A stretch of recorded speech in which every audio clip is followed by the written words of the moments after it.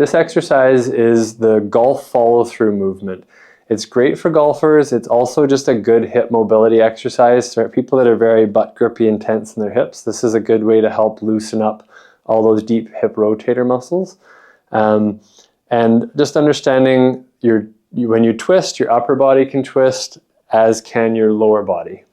So when I do this, I'm turning through my hip joints. When I do this, I'm turning through my thoracic spine.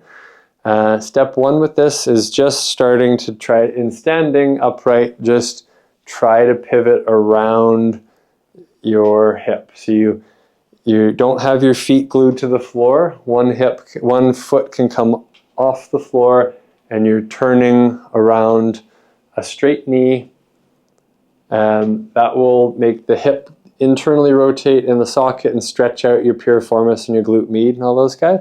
Just trying to do that as a motion, particularly if you're having to stand around for a long time, just doing that for 20-30 seconds is helpful. And then step two is trying to do it like you would do more in a golf swing, trying to realize you can go from a slight squat position, like an address position, and then shift out and turn. So you're going to go from a bit of a squat, and your weight's going to go from 50-50 to shifting over your left leg, and you will, early in the motion, straighten your knee and drive your hip up. And the control of that comes from your hips, not from your upper body. Okay, so you're not trying to turn your chest towards there, you're trying to turn your pelvis towards where you're going.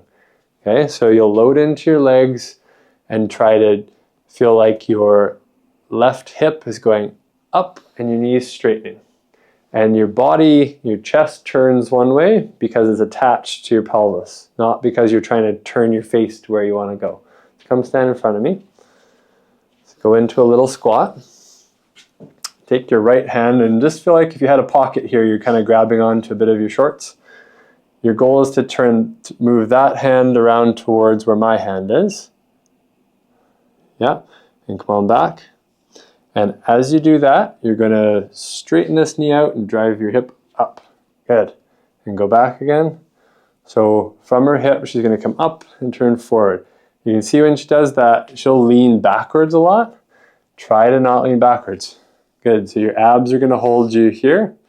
And come on back. Good. Yeah. So you're trying to feel, you're going to push. Yeah. Good. You're turning your pelvis around that hip. Earlier in that movement, you got to straighten your knee. Yeah, so you get long through here.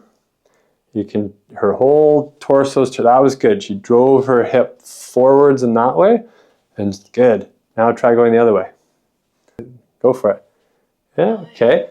Earlier in the movement, straighten your right knee. There, good. You got long through there. You're creating a little bit of a push off your left leg and driving. Good. And when you finish that movement, your abs are going to hold on. You're going to try to keep this connected. Good. And come back down and drive up and forward. Good. That motion is very integral to golf. It's also just a great core coordination and exercise to learn to move through your legs in a bit of a rotational and a sideways movement together with your core muscles. So in standing, you can try just a little turn, but again, doing it on a different axis is a whole different strategy of how you use your muscles together. This is easier. As soon as I have you bend, what muscles you're using to support yourself will make it easier or harder for your ability to do that. It's a good exercise to help train. The better you get at that, it helps take rotational torques off your back. And if you're wanting to hit a golf ball further, that's where a lot of your power comes from.